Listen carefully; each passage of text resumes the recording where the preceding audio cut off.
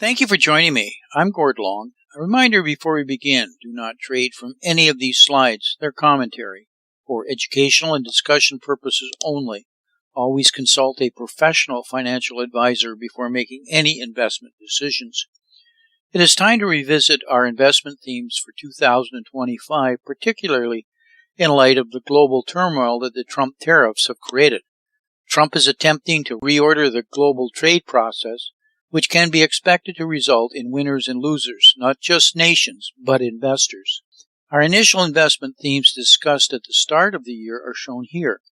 As we said then, the particular investment ideas, securities, and allocations are something we leave to our 3 separate weekly newsletters.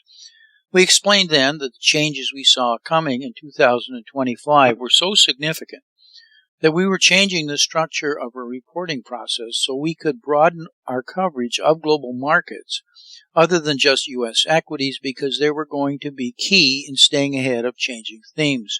We felt global markets were going to be of particular importance with U.S. valuations being historically high. We also identified 2 sectors as shown in the red box as already clearly evident for 2025. The first was the defense sector.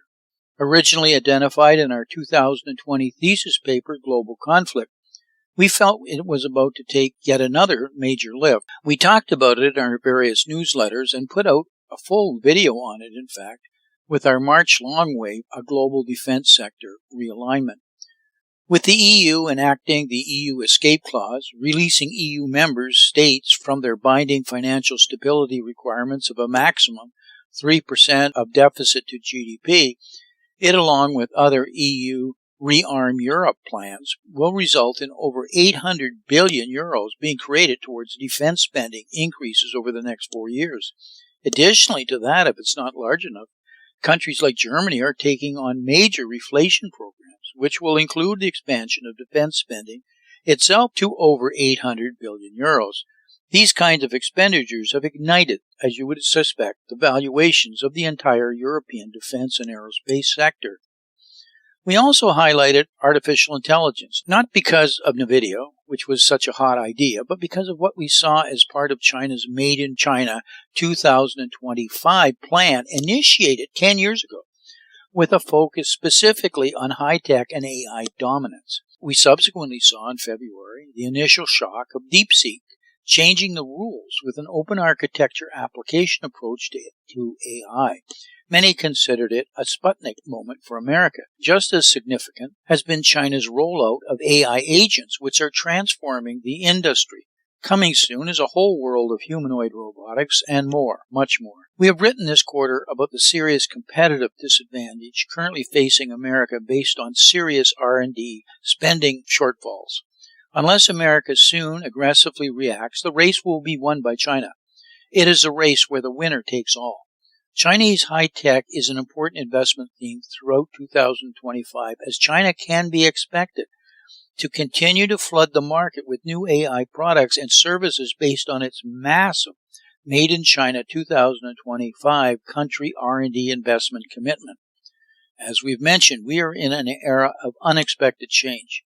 We have therefore completely modified our reporting format to better be prepared to identify opportunities in all markets, not just U.S. equities, as early as possible. Longtime subscribers have seen our dog analogy before and are aware of the fact we believe credit leads the market. Credit is like the nose on the dog and often senses the danger first. Currency and bonds also act as key warning sensors. Many times the tail can still be wagging as danger is being registered through the sensory input areas. We wanted to make changes that built on this understanding. Our midweek Market Lab report now focuses on the items listed here. In our weekend Technical Lab report, we now focus more regularly on the items and markets outlined here. The 3 weekly research reports all feed off each other in different ways and focus. In turn, they support more of the synthesis thinking that goes into our twice-a-month videos and our quarterly and annual higher-level synthesis views to make sense of it all. I wanted to mention all this because it is important to watch the reports to flag important investment themes for you to take full and timely advantage of. I'm not talking just trading themes here, but longer-term investment themes. With that behind us, I want to move quickly through the items and markets shown here, starting with the Trump tariff turmoil as a further proof example of the era we are in. We're in the fourth turning. Don't forget that for a moment. Massive changes like Trump's tariff turmoil and the potential change in the mechanics of global trade are to be expected in the fourth turning. They in fact define what the fourth turning is about. We need to expect them with an understanding that investing in them is extremely difficult without solid research, not just an article you might notice. Many developments are unknowable in advance. They are not something you gamble or speculate on what might happen. But understanding what they mean when they do is where investors make their money. We hope to fill that need. We believe that today what is important to true investors is solid risk management. We at Matasi neither lost nor won on the Trump tariff trade volatility. That is because we had already determined the equity risk was just too high to participate in. It has been for some time now, in fact. Our bonds, however, were well rewarded as the offsets to simply high equity risk. We must appreciate we are in what we have previously labeled the beta drought decade, where total returns are historically now expected to underperform. We showed this chart in our year beginning 2025 outlook. We believe the market was nearing a major top reflected by a dome top and a potential emerging M top formation. This supported our beta drought decade and the stagflation outlook we've been talking about for some time. We've begun to see that outlook unfold. The WXY pattern is a large degree pattern currently estimated to complete late in 2026.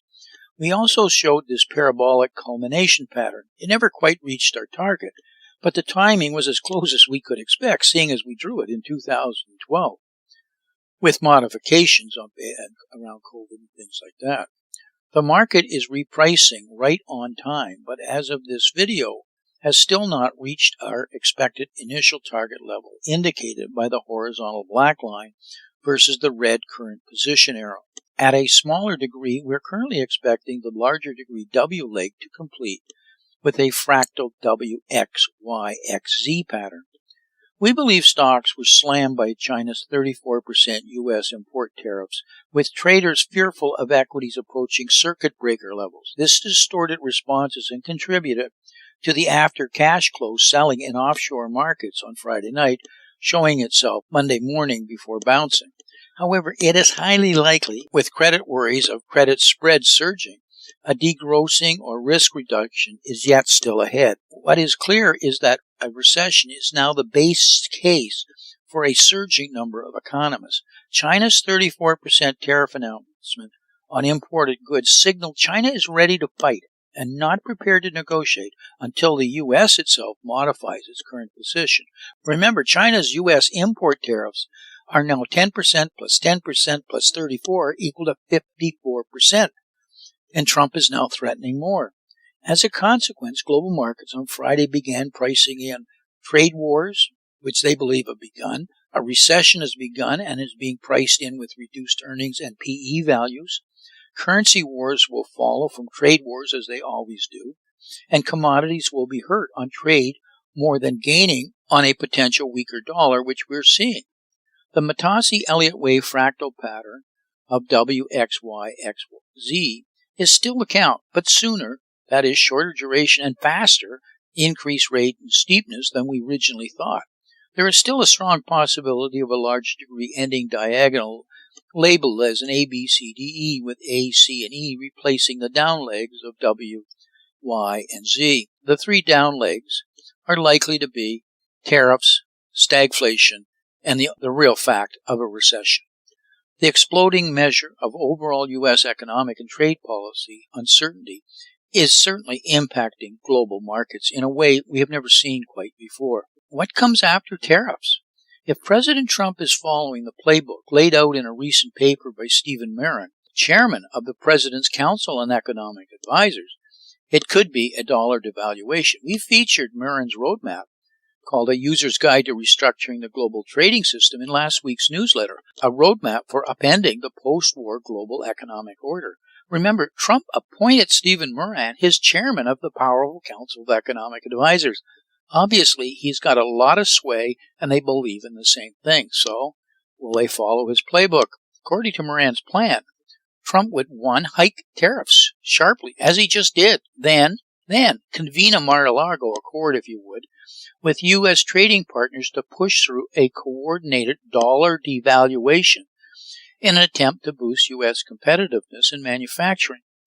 Foreign investors now hold $57 trillion of U.S. dollar-denominated financial assets. It won't take much for panic to set in once they realize a devaluation may be coming.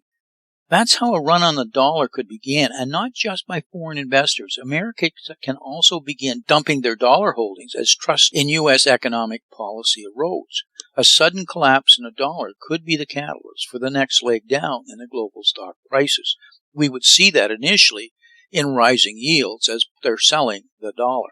We have major concerns about a reverse wealth effect impacting U.S. and global economy.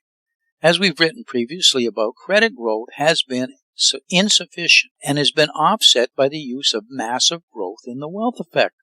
This chart shows the impact that wealth destruction had in 2008-2009. The exposure to the loss of $6 trillion in U.S. market cap in 2 days is going to be felt as leverage is forced to be taken off unless the market has a quick and significant bounce. If more capitalization is lost, this is going to be very, very serious.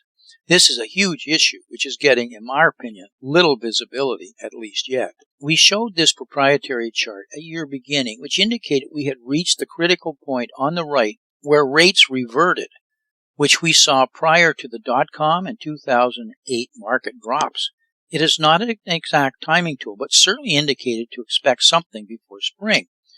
High-yield bonds, as represented by the JNK or the junk ETF, were giving us worry at year beginning as shown here. As if right on cue, we have seen the high-yield bonds drop and spreads widen. We showed a rapid credit measure in our latest weekly technical analysis report and macro newsletter, so I'm not going to go through all of them here. Donald Trump's Liberation Day tariff blitz sparked the biggest sell-off in U.S. junk bond market since 2020, signaling growing angst amongst investors that an economic slowdown will hit corporate America. The premium investors demand to hold speculative rate corporate debt compared to that offered by U.S. government bonds, a proxy for default risk, has shot up by 1 percentage point to 4.45 percentage points since Wednesday, at least the ICE B of A data shows. That is the biggest rise since the coronavirus triggered widespread lockdowns in 2020. I quote Brian Levitt here, credit is obviously a canary in the coal mine. Credit tends to go first. If the economy is going to roll over, the odds of a recession pick up, and then you're going to see spreads blow out. That's exactly what we anticipated. On Friday, J.P. Morgan slashed its U.S. economic forecast, predicting a contraction of 0.3% in 2025, down from an earlier growth estimate of 1.3%. It also said the jobless rate would rise to 5.3% from 4.2% in March. We think the trigger point here is going to be 4.5%, and we've been on record for some time on that. The concern in the bond market also came into full display in Q1. The down leg of the white rising large degree pattern has begun to unfold as marked by the small red arrow. On a smaller degree, the fall in yields has been quite dramatic, even with the recent bounce. What I believe we have learned from the initial Trump tariff turmoil is what a recession with high inflation or stagflation actually means. That is, stagflation recessions now yield maybe 3.85 to 4% on the 10-year Treasury. That's it. That's what we learned. When the recession is removed, however, stagflation becomes just inflation, and a 4% 10-year yield is way too low. Want to see yields lower than 3.85? This requires the economy to sink so far that it kills inflation, turning stagflation into just a recession. At its worst this past week, no one thought the coming recession, if we have one, would be this bad. So the market is pricing in a stagflation recession, and that is 3.85 to 4%. For some context, yields are basically unchanged now since Trump unveiled the tariffs, from being down notably as stocks fell, while stocks remained down hard, and the divergence started when China retaliated. Currency markets and the U.S. dollar have so far been relatively quiet. We showed this chart at your beginning when we were at the red arrow. We have been falling, but not yet as aggressively as we expect. The black horizontal bar is likely to offer support, at least in the short term. We're watching what China does with its controlled yuan to the US dollar. Implied volatilities are climbing, but haven't yet reached the level seen just before the US elections in November, which suggests traders have room to build the USD CNH exposure. Indeed, the volatility curve looks set to go inverted, which is a signal that extreme currency moves are to be expected. Of course, China hinted at devaluation is a huge risk. China has $60 trillion in deposits, 3 times more than the U.S. If this capital starts to flee, it will have catastrophic consequences for China. It is a capital formation-driven economy. It's not a consumption-driven economy like America. In 2015-2016, we saw this, and it started the great move in Bitcoin from $2 to $20,000. We may see something again like that. I don't know. That's pure speculation.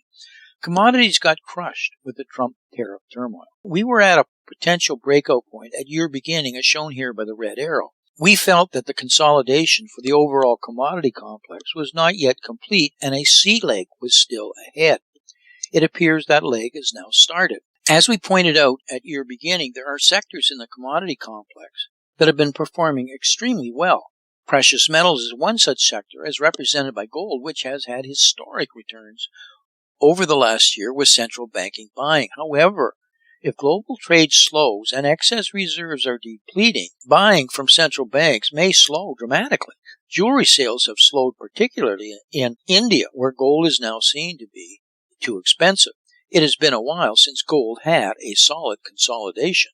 Silver is both a precious metal and an industrial metal, which was beginning to break away like gold, got hammered with Trump's tariffs. We believe this reflects the industrial metal side of the mineral as global trade potential slows. We have intentionally kept this short and at a high level since most of the securities are covered in our 3 times a week newsletters.